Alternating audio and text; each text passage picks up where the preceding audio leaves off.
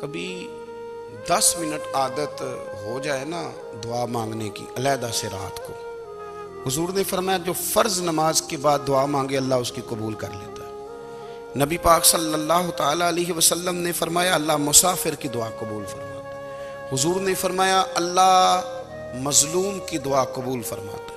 حضور نے فرمایا بیمار سے دعا کراؤ اللہ اس کی دعا قبول فرماتا ہے۔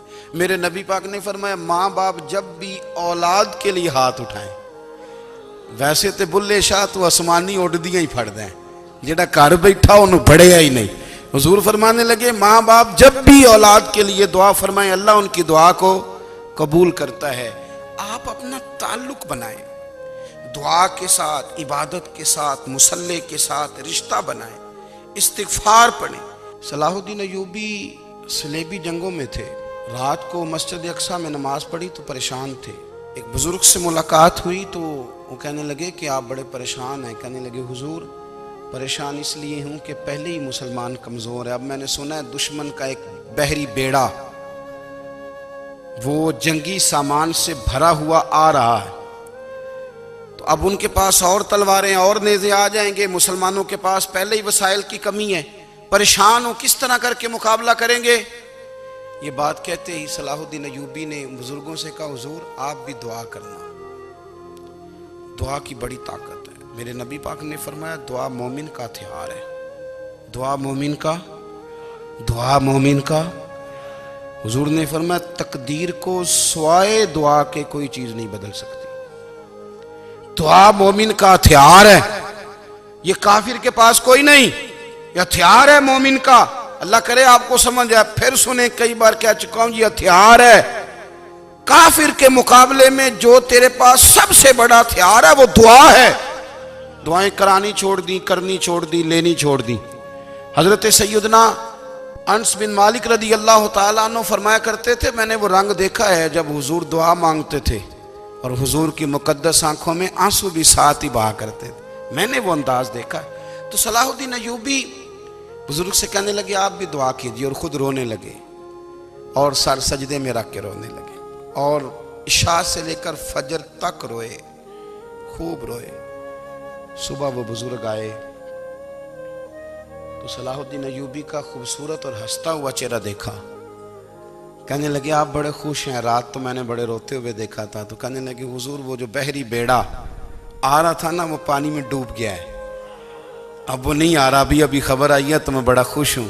بزرگ کہنے لگے اٹھ سینے سے لگ، اور سن ایک بات، وہ بحری بیڑا پانی میں نہیں ڈوبا، وہ تیرے آنسوؤں میں ڈوب گیا ہے۔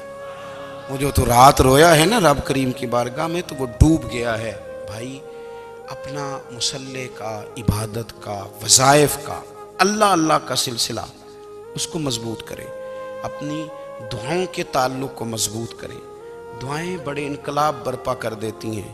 ہم تھوڑے نا جب سے خشک ہوئے ہیں نا، خشک، اور میری تو جماعت ہی صوفیاء کی جماعت تھی، ہم تو داتا علی اجمیری کی جماعت سے، ہم تو خواجہ اجمیری کی جماعت سے، ہم تو شیخ احمد فاروق سرہندی کی جماعت سے، ہم تو صوفیاء کی جماعت۔ ہماری جماعت نے بھی وہ تعلق جو ہمارے بزرگوں نے بنایا تھا۔ بزرگ اللہ کے قریب کیسے جاتا ہے؟ ہمارے یہاں نا بہت سارے لوگ کہتے ہیں جی نظر ہو گئی تو کام ہو گیا۔ بھئی جو بخاری مسلم میں طریقہ ہے نا اللہ کا قرب پانے کا وہ تو نفل ہے۔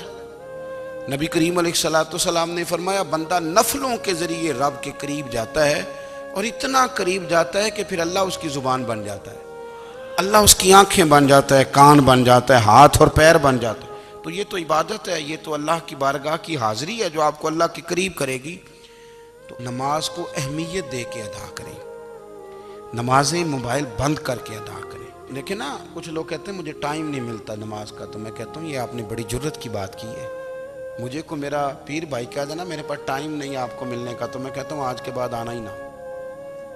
تو کیا سمجھتا ہے تو بہت بڑا آدمی ہے، تیرے پاس ٹائم نہیں ہے اور ہمیں ملنے کا ٹائم، موج کر۔ تو آپ نے اللہ رسول کو کہہ دیا ٹائم نہیں۔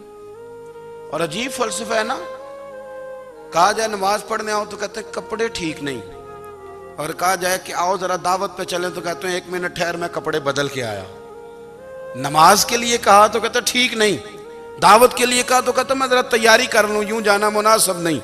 یہ معاملہ ٹھیک نہیں۔ رب تو فرماتا ہے کہ جب تو مسجد میں آ تو زینت اختیار کر کے آ، خوب ذوق سے دعا مانگیں، خوب شوق سے نماز پڑھیں، خوب استغفار کا مزاج بنائیں۔ آپ لوگوں کے بیچ رہ کے سکھ حاصل کرنا چاہتے ہیں، لیکن آپ کو پتہ ہے کئی مہینے غار حرا میں رہنا بھی مدینے والے محبوب کا طریقہ ہے۔ ہر سال اعتکاف بیٹھنا الگ سے، یہ بھی حضور کا طریقہ ہے۔ مسجد نبی کے اندر دروازہ کھلتا تھا نبی کریم کا، پر گھر کے اندر نفل پڑھے نبی پاک، اور حضور فرماتے ہیں کچھ نفل نماز گھر میں بھی پڑھا کرو، گھر کو قبرستان نہ بناؤ، ہمارا گھر اللہ کے ذکر سے آباد ہوگا۔